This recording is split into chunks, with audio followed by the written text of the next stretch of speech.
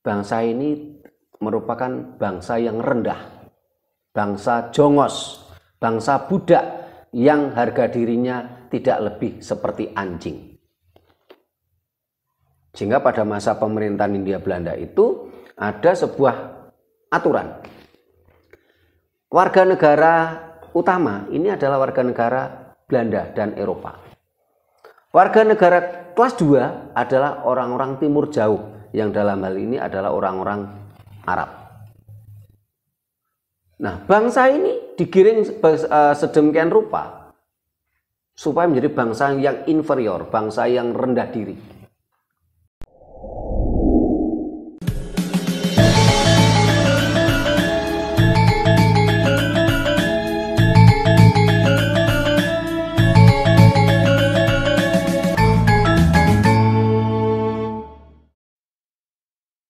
Rahayu. Para pemirsa Raket Prasojo TV channel yang kami hormati, selamat berjumpa kembali dalam kegiatan Yayasan Raket Prasojo, Lembaga Pengkajian, Pelestarian, dan Pengembangan Budaya Nusantara. Nah, para pemirsa, berkali-kali kita sampaikan di berbagai kesempatan bahwasanya tercatat di dunia ini ada 4.200 agama, ada 2.500 Tuhan, 2.500 nama Tuhan.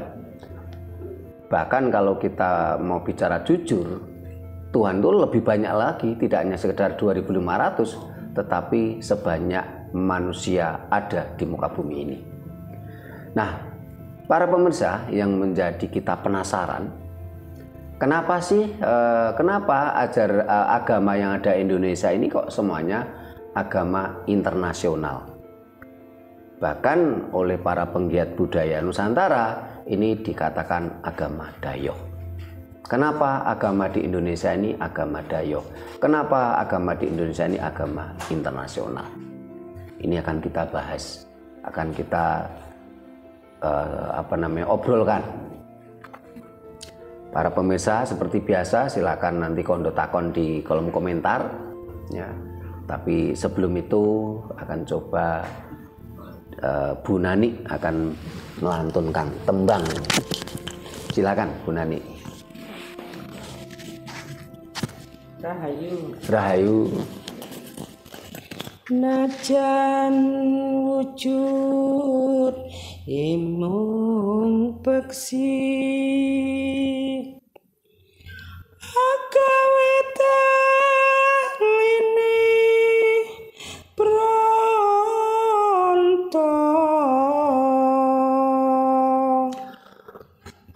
halus manis tur merak ati,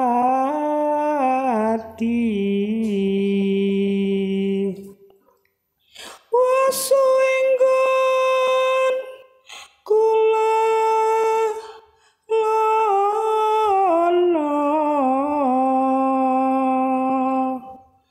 golek isi podang kuning,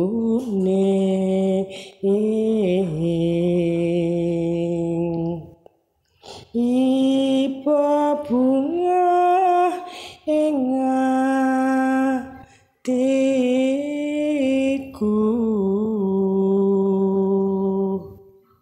nyanding bisa dadi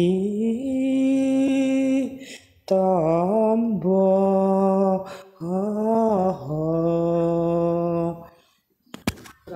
Rahayu. Terima kasih Bu Nani yang sudah nembang tentang podang kuning. Nah, ini kembali ke tema kita saat ini. Kenapa agama di Indonesia ini agama Dayo atau agama internasional? Tentunya ini kan perlu kita bahas kenapa. Sehingga akhirnya banyak sekali ajaran-ajaran leluhur kita ini menjadi tersingkirkan, menjadi termarginalkan, menjadi mati di rumahnya sendiri. tentunya kan ada sebuah pertanyaan, kenapa itu? Kok agama di Indonesia harus agama internasional? Mulai kapan hal itu terjadi? Dan kenapa harus begitu? Kira-kira ada motivasi apa di balik itu? Terus apa kelebihan agama Dayoh atau agama internasional tadi dibandingkan dengan agama-agama lokal atau agama-agama Nusantara atau ajaran-ajaran Nusantara? Ini seperti biasa, nah kondo takon ini dimulai dari siapa dulu nih kondo takon ini? Di sebelah kanan? Pak Bu Nani duluan lagi, monggo. Mas Hadi. Mas Hadi masih mencari-cari pertanyaan. Rahayu. Ini tadi judulnya kenapa agama di Indonesia ini kok agama Dayoh atau internasional? Ya. Kenapanya itu saya juga masih bingung kok bisa. Gitu. Nah, dulu sebelumnya agama Dayoh itu datang ke Indonesia itu mestinya kan sudah ada di sini. Nah, terus di samping untuk saya pernah dengar di sejarah itu agama Dayoh datang itu kan aslinya dulu tujuannya kan untuk berdagang sambil bersiarah agama. Nah, mereka itu datang melalui orang-orang Gujarat kalau tidak salah. Kalau itu menurut sejarah yang saya dengar dari guru saya itu melalui Serambi Mekah. Akhirnya jalan pintu masuknya itu disebut Serambi Mekah. Di Aceh. Aceh. Apakah karena di sini tuh sudah ada kepercayaan waktu itu, entah agama atau tidak, saya tidak tahu namanya. Apakah tidak ada semacam filter gitu, filterisasi untuk untuk menyaring agama yang datang itu. Jadi seolah-olah yang datang tuh mengalir berbondong-bondong dengan membawa visi misinya seperti itu. Nah, akhirnya bangsa kita itu akhirnya ya larut, akhirnya ikut hanyut gitu sampai sekarang. Sementara itu juga. Terima kasih Bu Nani Rahayu. Nah, siapa lagi? Kanan sudah Mas Doni. Nah, Mas Anton, monggo gantian sebelah kiri. Rahayu Romo. Rahayu Mas. Menurut saya setiap agama atau semua agama itu bersifat lokal. Mengapa bisa internasional? Saya kira ini ada kesepakatan bersama. Semisal kepercayaan di Indonesia bisakah menjadi internasional? Bagaimana persyaratannya? Apa sepakatannya itu ada apa saja? Itu aja Romo. Terima kasih Mas Anton. Mas Doni, Mbak Ita, silakan. Lanjut dulu. Mbak Ita itu mau nggak? Oh, enggak jadi. Wah, suaminya nggak jadi terus ikutan nggak jadi. Padahal tadi sudah ngambil mic loh. Kompak. Suami istri setia. Silakan Pak Mustar. Rahayu. Saya ingin melanjutkan dari Bu Nani tadi. Bu Nani, monggo. Cuma saya mau bertanya. Kalau misinya orang luar ke sini dengan membawa agama, tujuannya adalah untuk keuntungan dari negara yang membawa agama itu. Tapi posisi kejadiannya seperti itu kan pada saat runtuhnya kerajaan Majapahit. Apakah pada saat itu tuh jauh mana orang Persai dan Gujarat yang masuk ke Indonesia dan yang terjadi pada saat konflik di Majapahit itu? Itu saja. Terima kasih Pak Mustar. Mbak Sri ya ini ganti istrinya, mau nanya istrinya Pak Mustar. Udah. Terima kasih. Saya balik ke Mas Anton dulu. Semua agama ini adalah agama lokal. Tidak ada itu agama internasional itu sebenarnya tidak ada. Tidak ada agama itu semesta itu tidak ada. Jadi apa yang dikatakan Mas Anton, bahasanya semua agama itu adalah agama lokal. Jadi apa yang dikatakan Mas Anton tadi, semua agama itu adalah agama lokal. Dan ini sudah kita buat konten tersendiri. Ada di video kita. Semua agama itu agama lokal. Apa buktinya kalau semua agama itu agama lokal, termasuk agama Dayo yang ada di Indonesia? Nama Tuhannya nama lokal. Coba dari agama Dayo yang ada di Indonesia itu apa saja? Semua nama Tuhannya itu nama lokal. Nggak perlu saya sebut agama A, B, C, D, E, F, G. Ya, ada berapa sekarang yang diakui oleh pemerintah? Ada 6 agama. Semua nama Tuhannya itu nama lokal. Terus kitab sucinya memakai bahasa lokal. Terus syariatnya atau ajaran-ajaran agama tadi semua berkarakter budaya lokal. Jadi apa yang dikatakan Mas Anton benar, semua agama itu lokal. Tapi kenapa agama Dayo itu, kenapa agama di Indonesia itu kok agama Dayo, toh semuanya juga lokal? Kenapa kok tidak terangkat ajaran-ajaran Nusantara, ajaran leluhur kita untuk menjadi agama yang kita anut, yang dianut oleh bangsa Indonesia? Kenapa? Nah ini kenapanya itu yang sekarang kita bahas, yang kita bedah. Terus ke Bu Nani, kok ajaran Dayo tadi seolah-olah berbondong-bondong, berduyun-duyun, yang ditanyakan apa enggak ada filternya? Yang sama yang ditanyakan Bu Nani sama dengan yang ditanyakan oleh Pak Mustar. Apakah enggak ada filternya? Kalau filter dalam artian konteks filter lembaga negara pada waktu itu, ya tentunya masih perlu kita kaji ada nggak filter tadi. Tetapi kalau filter alam ada. Sebenarnya ketika ajaran Dayo ke sini, ini tidak tidak datang dengan dilakukan dengan perdagangan, tidak. Kalau kita baca sejarah ya memang biasalah ada klaim, oh agama kami agama damai, tidak ada pemaksaan dalam memeluk agama. Ini menurut disclaimer mereka, oh agama kami agama damai. Padahal setelah kita kaji lebih dalam, yang mengklaim kalau agamanya agama damai tadi, mulai kemunculannya sampai detik ini terjadi konflik dengan mengalirnya darah yang luar biasa. Bahkan sang junjungannya pun matinya juga mati terbunuh. Semua pemimpin-pemimpinnya mati terbunuh.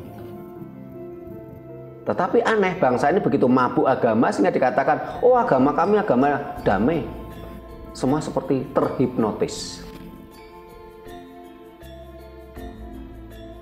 Tidak ada pemaksaan dalam agama, terhipnotis. Padahal faktanya ada pemaksaan. Bahkan sampai detik ini pemaksaan agama di Indonesia berjalan secara TSM. Terstruktur, sistematis, dan masif. Tidak ada sebuah kemerdekaan di Indonesia ini untuk beragama. Walaupun di dalam undang-undangnya berbunyi, warga negara Indonesia, katanya kebebasan beragama. Di Indonesia itu ada kebebasan di Undang-Undang Dasar 45 pasal 29. Negara menjamin kebebasan warganya untuk memeluk agama dan kepercayaannya. Dari pasal 29 ini jelas kalau namanya beragama itu adalah hak, bukan kewajiban. Yang namanya hak ini tentunya bisa dipakai, bisa tidak. Tetapi faktanya negara mewajibkan warga negara Indonesia harus memeluk agama yang diakui oleh pemerintah. Nah, ketika bicara dasar negara kita, Pancasila, sila pertama adalah ketuhanan yang Maha Esa. Di dalam Pancasila tidak ada satupun sila yang bicara agama. Jadi menurut Pancasila, warga negara Indonesia ini tidak beragama nggak apa-apa, tetapi harus berketuhanan. Dan ketuhanannya ketuhanan yang Maha Esa, bukan ketuhanan yang Maha Eka. Sementara agama yang mengklaim umatnya mengklaim agama damai tadi, dia konsepnya Tuhan itu satu, ketuhanan yang Maha Eka, bukan ketuhanan yang Maha Esa. Sehingga umat agama yang satu ini, yang berpikir radikal, ini menganggap Pancasila itu tauhid yang harus diperangi, yang harus diganti. Karena memang tidak sesuai dengan ajaran agama mereka. Agama mereka mengajarkan konsepnya apa? Tuhan itu satu, Eka. Tetapi Pancasila berbunyi apa? Ketuhanan yang Maha Esa. Esa itu bukan Eka. Eka itu satu, Esa itu tunggal, sesuatu yang berbeda. Sehingga peraturan pemerintah Orde Baru pada waktu itu yang berbunyi warga negara Indonesia harus memeluk agama yang diakui pemerintah, ini jelas-jelas bertentangan dengan Pancasila dan bertentangan dengan Undang-Undang Dasar 45 pasal 29 yang berbunyi apa? Negara menjamin warga negara untuk memeluk agama dan kepercayaannya. Bunyi pasal 29 ini jelas beragama itu adalah hak, bukan kewajiban. Kenapa dipaksa oleh negara? Bahkan di administrasi ini langsung ada pemaksaan untuk beragama. Beragama tidak lagi menjadi hak seperti pasal 29. Padahal amanat dari pasal 29 Undang-Undang Dasar 45 itu jelas mengamanatkan agama itu hak. Namanya hak itu bisa dipakai, bisa tidak. Beda dengan kewajiban. Ketika kita mendengar diskusinya Rocky Gerung dengan salah satu anggota MUI, itu sampai anggota MUI kan nggak bisa menjawab. Ditanya, beragama itu hak atau kewajiban? Hak. Loh, kalau hak itu kan bisa dipakai, bisa tidak. Kenapa ada pemaksaan? Jadi orang-orang yang membawa agama Dayak ke sini itu tidak dengan damai, tapi dengan pemaksaan. Apa buktinya? Apa bentuknya pemaksaannya? Mereka bermain politik. Disampaikan di serat Jayabaya yang sempat kita bedah bersama dengan dosen Universitas Jember, bahwasanya waktu itu Kekhalifahan Ottoman Turki mengirimkan pasukannya itu 3 kali ke Nusantara. 3 kali, 3 gelombang. Mereka selalu kalah. Mereka selalu hancur. Kenapa? Ketika Kekhalifahan Ottoman Turki ya, mengirimkan pasukannya, tentunya di sini akan berhadapan dengan pasukan Majapahit. Terjadilah peperangan dan mereka selalu kalah. Sampai akhirnya mereka menciptakan mitologi. Oh, Nusantara ini, oh tanah Jawa ini tanah yang angker, yang gawat keliwat-liwat, jalmo moro, jalmo mati. Manusia datang pasti mati. Ya iya, yang datang tentara, yang tentu berhadapan dengan tentara. Nah, setelah mereka 3 kali mengirimkan pasukannya dengan puluhan ribu kalah, barulah mereka mengirimkan intelijen. Seolah-olah mereka berdagang. Tapi dalam berdagangnya berupaya bagaimana menguasai tampuk pimpinan kekuasaan. Mereka menghasut, mereka merayu.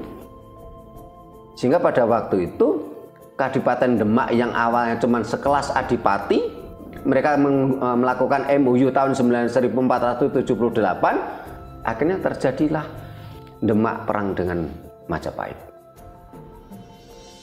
Setelah kekuasaan di tangan mereka dengan Kesultanan Demak, mereka melakukan pemaksaan. Apakah nggak ada filter? Ada. Apa bentuknya filter? Leluhur kita yang masih kukuh menjalankan ajaran leluhur, mereka lari ke pedalaman. Lari ke pedalaman. Bahkan sampai detik ini masih kita deteksi di daerah Bromo. Mereka lari ke pedalaman, mereka lari ke Bali. Ya. Lah kalau tidak ada pemaksaan, kenapa mereka lari? Kan nggak mungkin toh. Kalau nggak ada pemaksaan kan nggak mungkin lari gitu. Mereka lari. Dan kekuasaan mereka semakin kuat ketika awalnya ajaran-ajaran Daya itu menguasai pesisir utara, tapal kuda. Leluhur kita yang masih kuat dengan ajaran leluhur itu kan lari ke pedalaman, ke pantai-pantai selatan. Ya. Sehingga kalau kita lihat sekarang, pantai selatan kita sampai detik ini masih kuat dengan ajaran-ajaran leluhur. Banyak sekali petilasan-petilasan dibandingkan dengan yang ada di pesisir utara, di pantai utara. Nah, ini kan termasuk filter. Kalau nggak difilter kan semuanya langsung takluk gitu. Tetapi ajaran Daya juga pinter, dia menguasai tampuk pimpinan kekuasaan. Dia melakukan pemaksaan secara politis, secara kekuasaan. Leluhur kita lari tercerai-berai. Mereka semakin kuat ketika Mataram Panembahan Senopati di pedalaman. Akhirnya apa? Leluhur kita menggunakan strategi apa? Sesingitan yang pepadangan. Bersembunyi di tempat terang sampai detik ini. Sehingga masyarakat kita kalau diakui secara faktual, secara jujur, apa agama mayoritas di Indonesia? Apakah agama ABC? Tidak. Yang mayoritas adalah agama KTP. Nah, kenapa agama di Indonesia kok harus ajaran agama Daya? Kalau kita baca di sejarah, ya, para pemirsa bisa googling, ya. Sehingga kalau saya salah ya silahkan diperbaiki. Toh kita ini kan lembaga pengkajian, pelestarian dan pengembangan budaya Nusantara. Kita bukan orang yang terpandai. Kita bukan orang yang selalu tahu. Saya pernah membaca bahwasanya pada tahun 1870 ya, pemerintah Hindia Belanda mengeluarkan peraturan pemerintah nomor 158 yang berbunyi apa? Warga negara Hindia Belanda harus memeluk agama internasional. Disinilah mulanya agama yang ada di Indonesia harus agama internasional. Tidak boleh agama lokal. Harus agama internasional. Ya. Bermula dari peraturan pemerintah Hindia Belanda nomor 158. Kenapa pemerintah Hindia Belanda menciptakan atau memunculkan peraturan pemerintah ini? Kalau kita lihat sejarah Eropa, ya, dan Belanda merupakan orang bagian Eropa, bagian dari Britania Raya. Eropa mengalami keterpurukan, mengalami kegelapan selama 800 tahun karena mereka mabuk agama. Sehingga mereka berpikir bagaimanapun bangsa ini, ya, bangsa Hindia Belanda ini harus dibuat mabuk agama supaya mereka terpuruk, supaya mereka bisa dikuasai seperti halnya bangsa Eropa sebelum abad 14. Sebelum abad 14, sebelum abad 15. Dan ini memang politik mereka, politik kapitalis. Sementara bangsa kita mulai gampang dikuasai oleh bangsa lain, mulai kita gampang diperbudak ketika bangsa ini kehilangan jati dirinya. Karena mabuk ajaran Daya. Bersama dengan kehancuran kerajaan Majapahit. Kesadarannya hilang.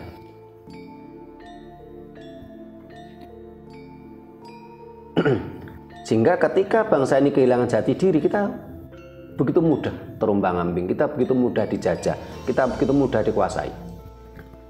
Tentunya pengalaman pemerintah Hindia Belanda, kerajaan Belanda di Eropa, dan pengalaman mereka menguasai kita, ini yang mereka jadikan. Sehingga pada tahun-tahun itu pemerintah Hindia Belanda mendatangkan orang-orang Yaman yang saat ini menjadi klan Ba'alawi. Ini tercatat. Kemarin di medsos sempat diangkat oleh Profesor Gonggong, sejarawan kita. Sehingga barangkali mereka begini, bangsa ini harus buat mabuk agama supaya mudah dikuasai. Nah, akhirnya bangsa ini digiring mindsetnya. Bangsa ini merupakan bangsa yang rendah, bangsa jongos, bangsa budak yang harga dirinya tidak lebih seperti anjing. Sehingga pada masa pemerintahan Hindia Belanda itu ada sebuah aturan.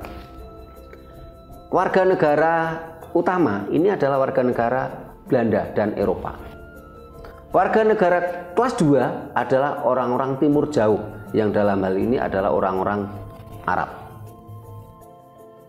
Nah, bangsa ini digiring sedemikian rupa supaya menjadi bangsa yang inferior, bangsa yang rendah diri.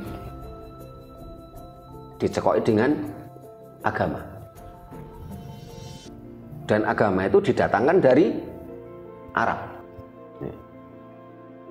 Sehingga bangsa ini menjadi bangsa yang inferior, ya. Kalau ketemu orang-orang Arab itu dianggapnya seorang junjungan yang harus disembah. Sehingga pada waktu itu Belanda mendatangkan orang-orang Yaman dan mereka bekerja sama, berfatwa, memberikan misalnya aturan-aturan supaya bangsa ini diharamkan untuk melawan pemerintah Hindia Belanda. Ini yang terjadi. Mulai kapan kok agama di Indonesia itu harus agama Dayak? Mulai diberlakukannya peraturan pemerintah Hindia Belanda tahun nomor 158 tahun 1870. Tetapi sebelum itu memang bangsa kita sudah mulai kehilangan jati diri, sehingga begitu mudah dikuasai oleh bangsa lain. Setelah itu digiring mindsetnya, munculnya berbagai film-film, ya, film tentang perang kemerdekaan, yang di situ selalu dimunculkannya tokoh-tokoh yang seolah-olah tokoh-tokoh dari yang meyakini agama Dayak. Sementara orang-orang yang meyakini ajaran leluhur itu selalu didiskriminasikan, dimarginalkan. Ya. Seolah-olah mereka lah yang paling berjasa di bangsa ini. Padahal fakta sejarah tercatat. Pada sensus penduduk oleh pemerintah Hindia Belanda tahun 1940. Ya. Ini pernah juga dibahas oleh channel Lia Lestari. Pada waktu itu umat Islam di Indonesia ini cuma 20%. Sehingga kemerdekaan bangsa ini bukan karena semata-mata umat Islam, tetapi merupakan kerja keras, perjuangan bersama semua komponen bangsa.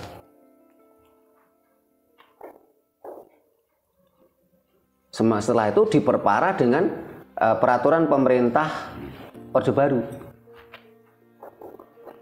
tahun 1969.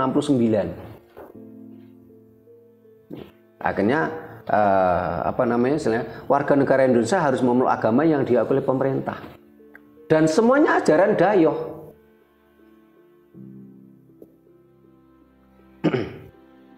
Waktu itu yang diakui cuma 4. Islam, Kristen, Katolik, Hindu yang diakui. Padahal Hindu itu mulai ada di Indonesia baru tahun 1959. Buddha diakui baru tahun 1975.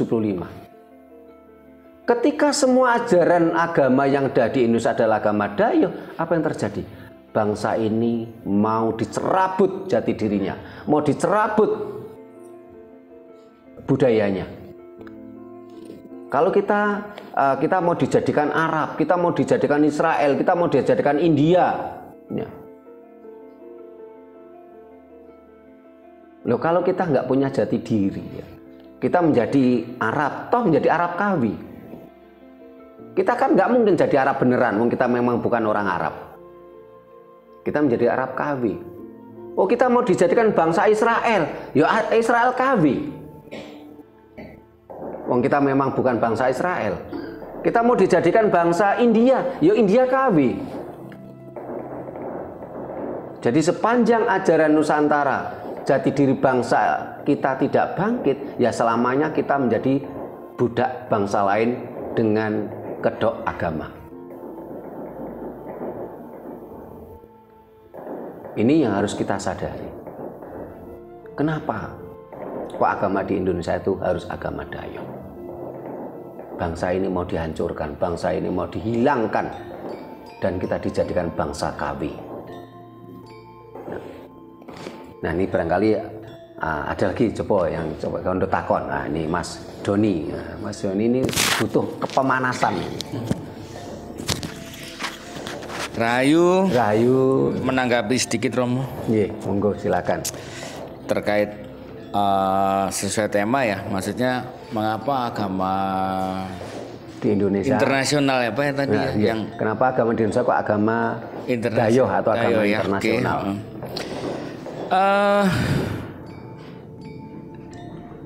Ini saya menyikapinya lebih yang apa ya, nggak usah yang terlalu serius, tapi intinya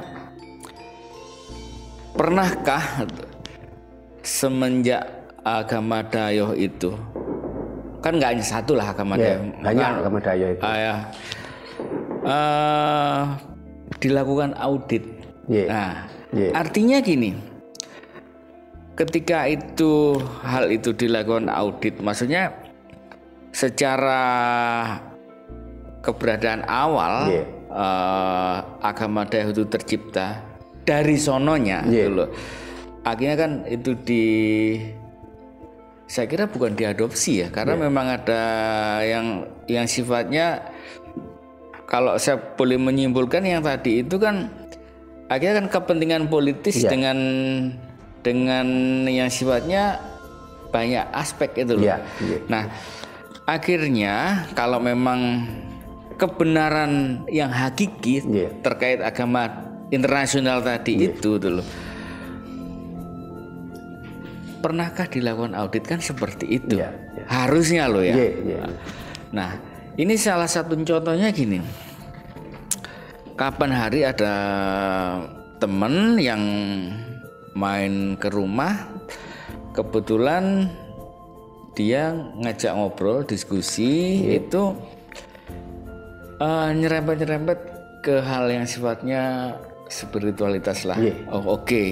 Saya ajak ngobrol-ngobrol. Terus uniknya gini, ternyata dia masih belum bisa membedakan antara aspek spiritualitas dan supranatural. Nah, di situ tiba-tiba dia cerita, ngomong, kamu ada yang ngomong di rumah ini, ada yang ngomong, oh ini dari mbah ini.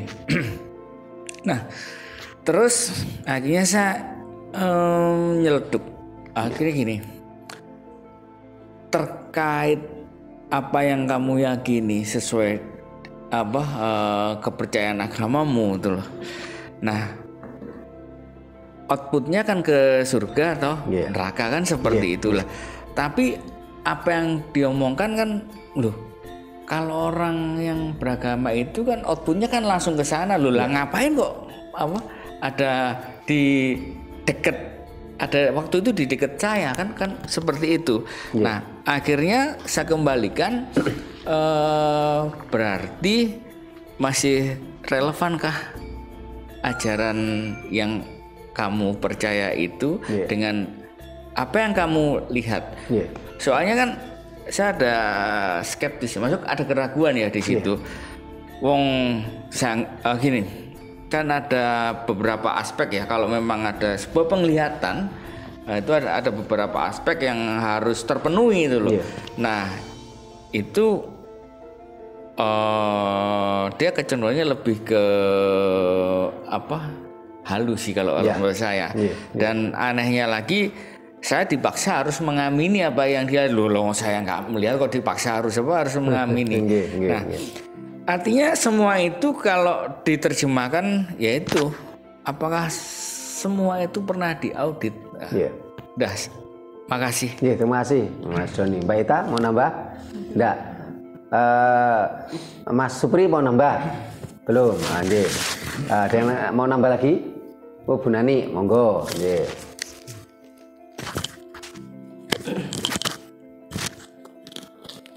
Dengan realita yang ada sekarang itu, yang jelas dengan adanya agama Dayak itu masyarakat digiring ke halusinasi, penuh mimpi, janji. Kalau sudah begini ini, sebenarnya siapa yang harus bertanggung jawab? Memang kita sedang berjuang. Di mana peran pemerintah dengan adanya masyarakat yang sudah mabuk seperti ini, itu yang saya tanyakan. Semoga itu nanti apa yang kita bicarakan sekarang ini ada pemangku negara lah yang mungkin membaca atau bagaimana dan ada perhatian.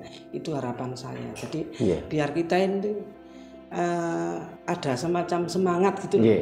Kita selama ini kan kita gerak sendiri, kita berupaya sendiri dengan harapan ya pasti, harapan itu pasti, cuma sampai kapan itu saja. Terima kasih. Terima kasih Bu Nani, Rahayu. Ada lagi yang mau nambah? Siapa? Mbak Sri sama Mas Supri, silakan. Rahayu. Ya, sebelumnya saya mohon maaf yang sebesar-besarnya bila nanti ada kata-kata saya yang kurang berkenan kepada teman-teman kadang Raket Prasojo dan para pemirsa. Ini gini ya, saya mau ini kisah suatu cerita per hari-hari kita ya, tentang tentang doktrin agama gitu ya. Itu gini ya, kalau per hari-harinya itu ya memang benar itu yang dikatakan Romo itu tadi. Jadi itu orang Jawa katanya kasunyatan ya dalam hidup kesehari-hari. Itu mulai kita ini contoh ya Jaya. Mulai lahir terus disuruh ya bahasa dengan bahasa Arab lah. Itu didoktrin dengan itu tadi ya. Terus sampai kita kita dalam kehidupan sehari-hari kayak disuruh baca ini itu ya. Terus biar hidupnya itu kayak gini ya. Itu contohnya aja saya itu ya dulu ya pernah ya ini cerita sudah hidup saya itu susah, sudah rumah aja itu rumah aja masih ngontrak. Terus itu nggak malah dikasih solusi, terus dikasih dikasih gimana gitu, kamu biar hidup kayak mapan kayak gini, caranya begini. Itu malah ditambahi beban, disuruh baca ini tiap hari, kamu harus menghafalkan kayak gini kayak itu. Terus disuruh melakukan perintah ini perintah itu, dan ya itulah. Terus saya malah menemukan ketenangan batin atau terang, terus mendapat solusi, malah saya itu bingung. Itu terus jadi itu caranya gimana agar kita itu membentengi diri kita dari hal-hal yang apa ya, istilahnya menuntun kita yang positif, bukan yang negatif. Gitu aja. Saya terima kasih. Terima kasih. Kata-kata saya yang kurang berkenan, saya mohon maaf yang sebesar-besarnya. Ini Mas Hadi mau nambah.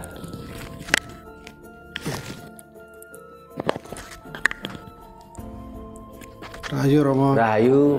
Ingin saya tanyakan mengenai agama yang ada di Indonesia itu kok mesti ajaran Dayoh gitu. Apakah itu sudah ramalan dari nenek moyang kita? Apa ada kaitannya dengan yang bunyinya gini, wong Jawa kari separuh, wong Cina kari sak jodoh? Apakah itu ada kaitannya? Terima kasih Mas Hadi. Dari Mas Doni tadi, selama ini tidak pernah ada audit dari ajaran Dayoh. Nah, tentunya siapa yang mau mengadit, karena memang pemerintah kita ya, saat ini diakui atau tidak, ini kan beberapa peraturan produk hukum yang dipakai oleh bangsa ini sebagian itu kan masih produknya kolonial. Beberapa produk hukum yang masih berlaku di sini, termasuk peraturan pemerintah Hindia Belanda nomor 158 tadi, tahunnya kalau nggak salah tahun 1870, ini kan diperbarui oleh pemerintah Orde Baru dengan peraturan pemerintah Orde Baru yang berbunyi apa? Warga negara Indonesia harus memeluk agama yang diakui oleh pemerintah, dan semua adalah agama Dayoh. Nah, bagaimana mau mengaudit, karena ini sudah dikondisikan oleh para pemegang kebijakan. Dan para pemegang kebijakan tadi juga merupakan orang-orang yang mabuk agama Dayoh. Sehingga kalau Bu Nani berharap apa yang pemerintah lakukan, ya jangan berharap. Si pemegang pemerintahan, pemegang kebijakan sudah mabuk ajaran Dayoh, apa yang mau kita harapkan dengan mereka? Sehingga langkah kita apa? Ya kita berjuang untuk membuat bangsa ini tersadarkan, tercerahkan, dan akhirnya mengalami peningkatan kesadaran. Dan saat ini saya lihat kekuatan silent majority itu begitu besar. Kita tinggal tunggu waktu, tunggu titi wancine, enggal cetakno, Dayoh kudu mulih, utang kudu nyaur, nyilih kudu balekke, hanandur ngunduh. Dan itu mudah-mudahan titi wancine tadi enggal cetok tidak lama lagi. Tentunya kita tidak mengharapkan pemerintah untuk mengaudit. Ya. Bahkan saat ini pun ditetapkan tentang undang-undang penistaan agama. Lah kita mau mengkritisi agama Dayoh saja sudah diancam undang-undang tersebut, kok bagaimana kita mau mengkritisi? Bagaimana kita mau audit? Kalau seandainya undang-undang ini tidak ada, terus ibaratnya ini pasar bebas, ya, pasar bebas, sales agama Dayoh, silahkan promosi agama Dayoh, terus kita para penggiat ajaran leluhur juga diberi kesempatan yang sama, kita adu, mana yang lebih unggul? Secara akal sehat, secara naluri, kita adu. Loh, belum tentu loh ajaran Dayoh itu mampu mengalahkan ajaran Jawa.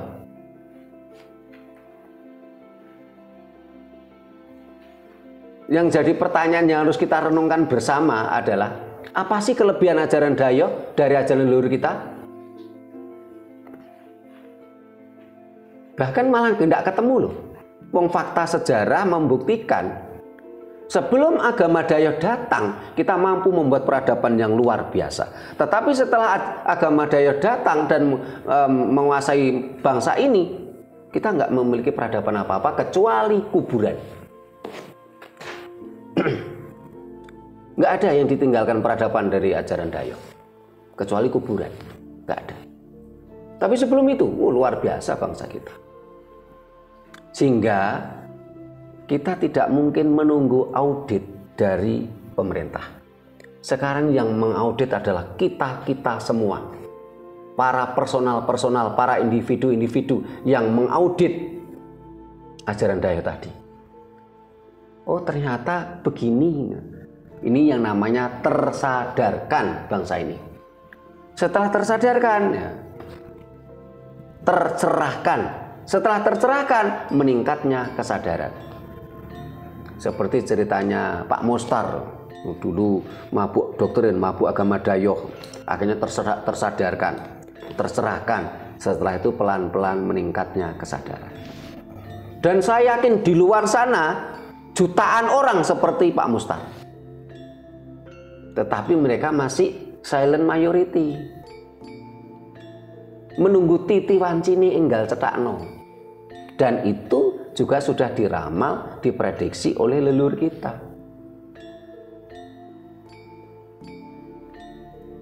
Leluhur kita memunculkan prediksi tadi, wong Jawa kari separo, Cina Londo kari sak jodoh. Ini karena membaca fenomena. Jadi munculnya kata-kata ini bukan kok sebelum ajaran Dayo datang. Kata-kata ini muncul setelah ajaran Dayo datang. Barangkali leluhur kita membaca, loh kok bangsa ini kok seperti ini, mabuk ajaran Dayo. Apa yang terjadi? Nantinya orang Jawa kari separuh, wong Jawa kari separuh. Wong Jawa kari separuh itu bukan dalam soal kuantitas, tapi soal kualitas. Banyak orang suku Jawa yang tidak Jawa. Jadi Jawa kari separuh itu bukan di sisi kuantitas tapi sisi kualitas. Cina Londo kari sak jodoh, iya. Saat ini Cina Londo benar-benar berjodoh mereka. Sama-sama ingin menguasai bangsa ini.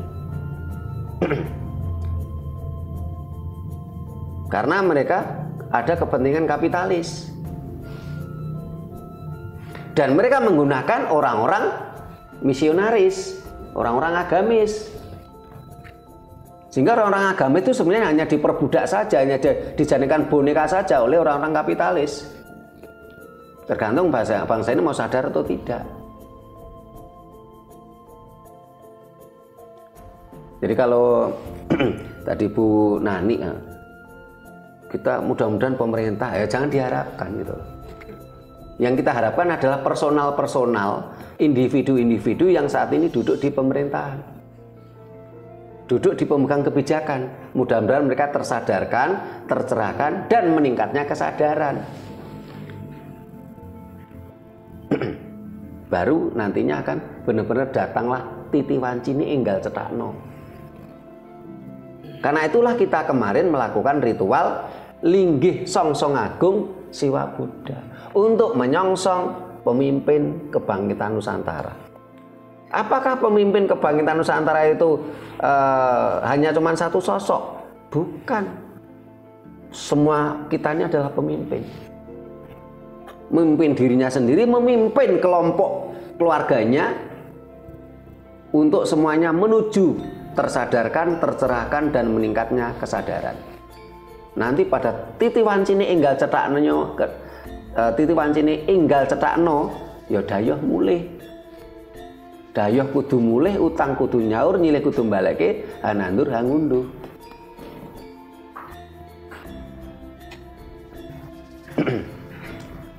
Ini yang terjadi. Ini yang berjalan. Ini terjadi filter alam. Di sisi lain, ketika kita bicara tentang siklus alam, orang Jawa mengatakan cokro manggilingan. Kalau kita baca sejarah, kita pernah menguasai sepertiga dunia. Kita pernah mengalami kejayaan. Abad ke-7 ketika bangsa Eropa masih gelap gulita, bangsa Timur Tengah masih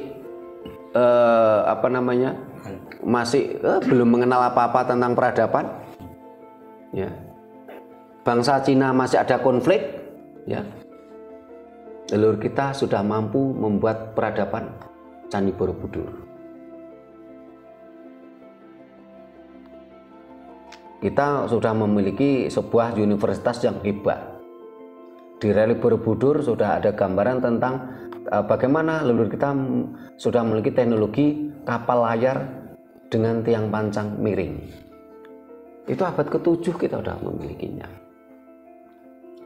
Leluhur kita sudah menguasai tentang apa? Vibrasi energi. Kita udah hebat teknologi kita. Ya. Nah, bangsa ini supaya tidak bangkit, yaitu tadi harus dijadikan bangsa KW lewat ajaran-ajaran Dayoh tadi. Kita mau dijadikan Arab, tapi ya Arab KW, kita nggak mungkin jadi Arab original. Kita mau dijadikan Israel, ya Israel KW. Kita mau jadikan India KW. Apakah Arab itu jelek, Israel jelek, India jelek? Tidak. Karena memang semesta ini beragam. Jangan diseragamkan. Yang India biarlah dengan Indianya, yang Arab biarlah dengan Arabnya, yang Cina dengan Cinanya, ya, yang Israel dengan Israelnya, yang Eropa dengan Eropanya. Bangsa Nusantara yang Jawa tetap dengan kejawaannya. Baru itu bisa bangkit. Sehingga apa yang kita sampaikan di sini, yang kita kaji di sini, kita bukan membenci Arab, kita bukan membenci Cina, kita bukan membenci Eropa, kita bukan membenci Israel, bukan. Kita ingin membuat bangsa ini tersadarkan, tercerahkan, dan meningkatnya kesadaran.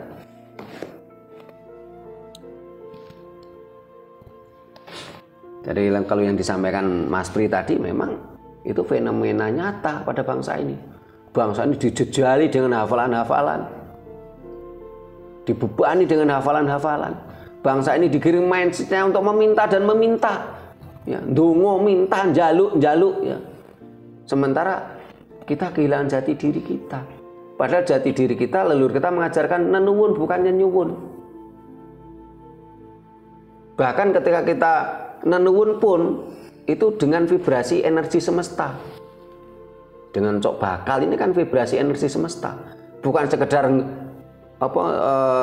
ndonga nglambiar ora karuan ra ngerti ka artine. Nah, silakan Mas Doni mau nambah. Nah, ini sewu mic-nya. Terkait apa yang disampaikan oleh Mas Hadi tadi ya, mohon diperjelas Romo, maksudnya wong Jawa karek separuh, Cina Londo karek sak judo. Nah, ini lebih ke, kan tadi Romo menjelaskan bukan di kuantitasnya tapi di kualitasnya. Nah, mohon diperjelas lagi, maksudnya lebih di kualitas berarti kan di bagaimana berkesadarannya seperti itu. Nah, akhirnya secara populasi berarti masih tetap seperti ini ya, atau secara populasi juga ada pengurangan juga? Makasih. Terima kasih Mas Doni. Ya.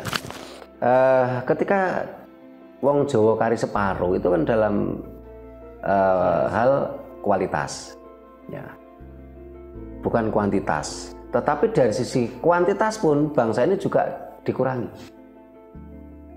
Ya, dengan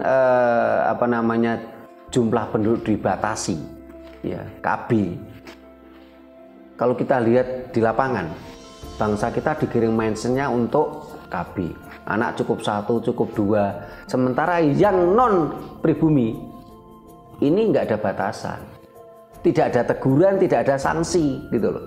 Sehingga kalau saya lihat bangsa non pribumi, ya, saya nggak perlu sebut bangsa apa, ini anaknya lebih dari 4 ya.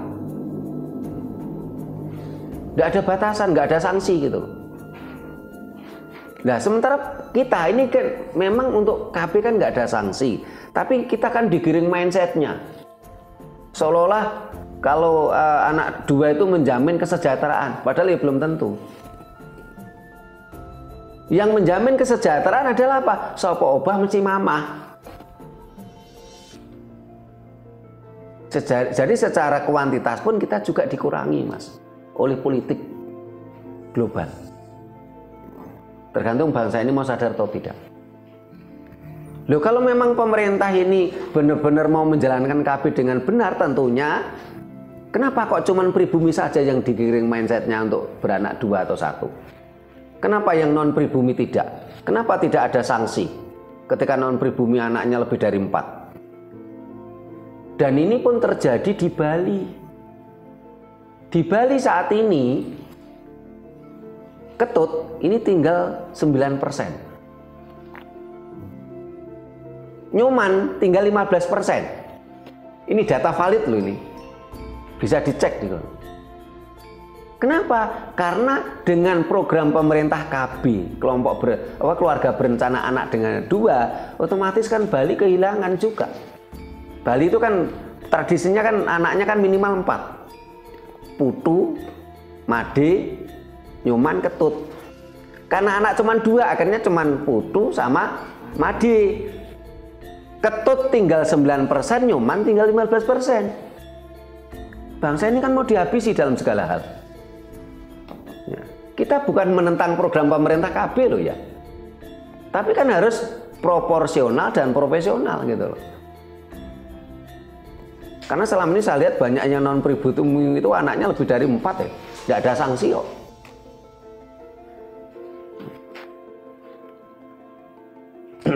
Jadi secara kuantitas pun bangsa ini mau juga dihabisi gitu.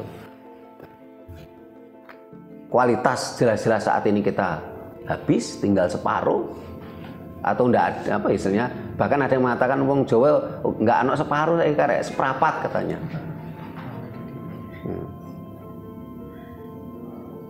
Nah, ini kan perlu kita renungkan bersama ini. Oh, Mas Doni mau nambah lagi, silakan. Oke. Melengkapi, maksudnya saya menanggapi yang disampaikan oleh Mas Pri tadi ya, maksudnya menarik ya. Inilah sebenarnya itu dampak sih dari keberadaan agama Dayoh yang dalam tanda kutip ya, supaya ini kepentingan kapitalis ya kalau Romo tadi mengatakan ya. Sebenarnya itu kan ya inilah elit global yang bermain di situ sebenarnya. Ada elit global yang bermain, ada politik global di situ. Nah, dengan secara psikologis ini kan tetap dijajah, yang akhirnya kalau psikologis sudah kacau ya takut mau ngapa-ngapain takut, apalagi di situ ada dogma. Dan ya dogma ya seperti itu ya sudah sering kali kita dengar ya. Dan akhirnya bisa dikatakan apa yang disampaikan oleh Mas Pri tadi itulah representatif keberhasilan dari kepentingan tadi itu gitu loh. Jadi akhirnya apa? Mas Pri tadi kan menceritakan kondisi sebenarnya kalau diterjemahkan kan mau makan ya mau makan buat besok itu sekarang kerja dulu gitu loh. Sekarang kerja buat makan besok. Kalau diterjemahkan seperti itu. Makasih. Terima kasih Mas Doni. Memang diakui atau tidak saat ini memang politik elit tadi ya. Ada politik global, ada elit global tadi berhasil mereka.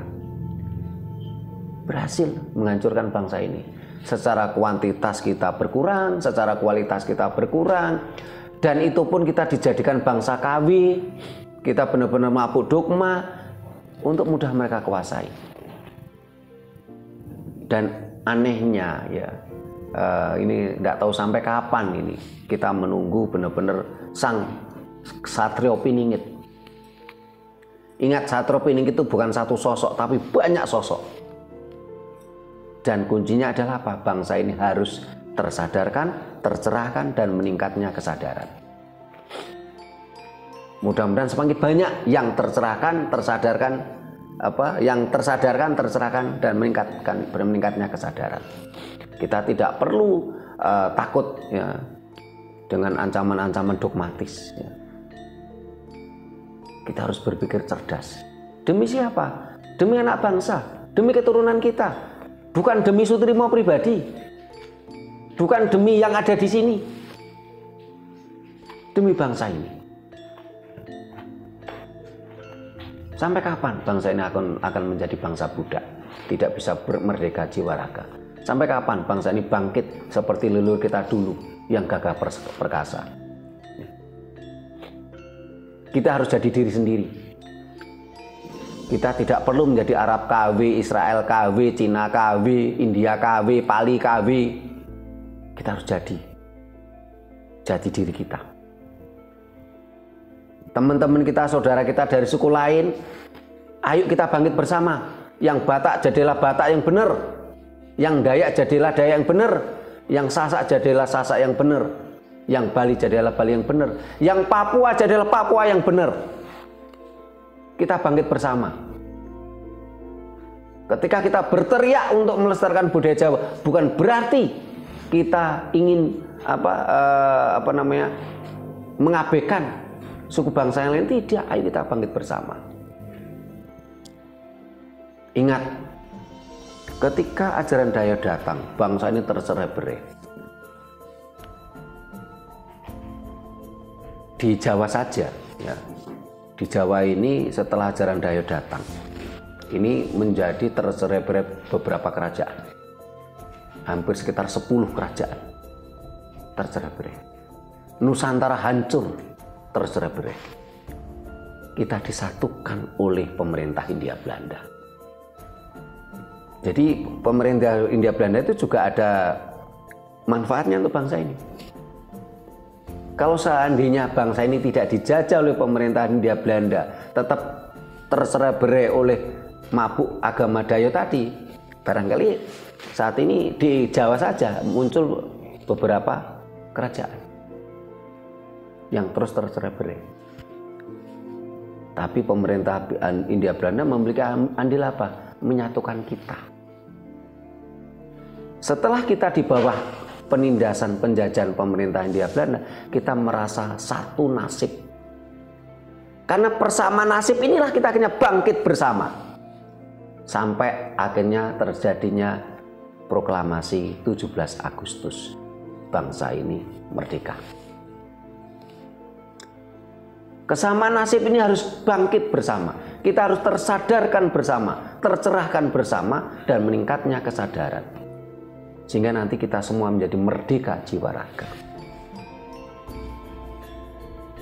Yang Jawa ya kembali Jawa, yang Minang ya kembali ke Minang, yang Batak kembali ke Batak, Batak yang sebenarnya, Minang yang sebenarnya, Dayak yang sebenarnya, bukan digiring menjadi Arab KW, Cina KW, Israel KW, India KW. Ingat, Tuhan itu tidak bernama, Tuhan itu tidak berbahasa manusia. Jangan kita mau dibodohi, katanya untuk komunikasi dengan Tuhan harus dengan bahasa A. Kalau tidak dengan bahasa A, katanya tidak bisa, karena ini bahasa surga katanya. Ini harus kita sadar. Bahkan di kitab suci agama Dayo itu tidak ada surga, neraka, pahala, dosa, tidak ada. Karena pahala, dosa, surga, neraka itu bahasa Jawa. Sehingga kita harus mempelajari bahasa kita. Dan ternyata ada penelitian lain bahwasanya ajaran leluhur kita dulu selalu memakai bahasa Jawa kuno.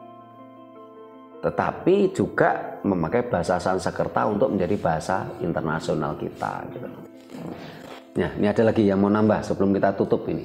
Ya, sudah cukup. Paling tidak yang di ruangan ini sudah tersadarkan. Kenapa agama di Indonesia kok selalu agama Dayo? Karena ada kepentingan elit global, kepentingan politik global, ada kepentingan kapitalis supaya bangsa ini mabuk ajaran Dayo. Bangsa ini menjadi bangsa KW yang mereka tergiur, terdogma, terhipnotis oleh ajaran Dayo. Ini tersadarkan, para pemirsa semua tersadarkan. Mari kita bangkit bersama. Semua tersadarkan, tercerahkan, dan meningkatnya kesadaran. Mudah-mudahan terus kita bergerak, terus kita berjuang. Sehingga nantinya pemerintah yang memegang kebijakan ini kembali ke kemurnian Pancasila. Ingat, di dalam Pancasila tidak ada satupun sila bicara agama. Sehingga kalau pemerintah ngurusi agama warga itu sebenarnya sudah menyalahi Pancasila.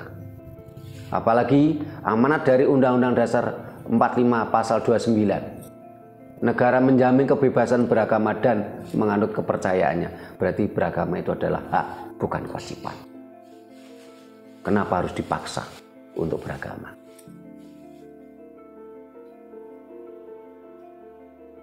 Kita harus kembali ke ajaran leluhur kita. Ayo kita semua tersadarkan, kita audit di mana letak kelebihannya ajaran Dayo, kok kenapa kita harus memeluk agama Dayo?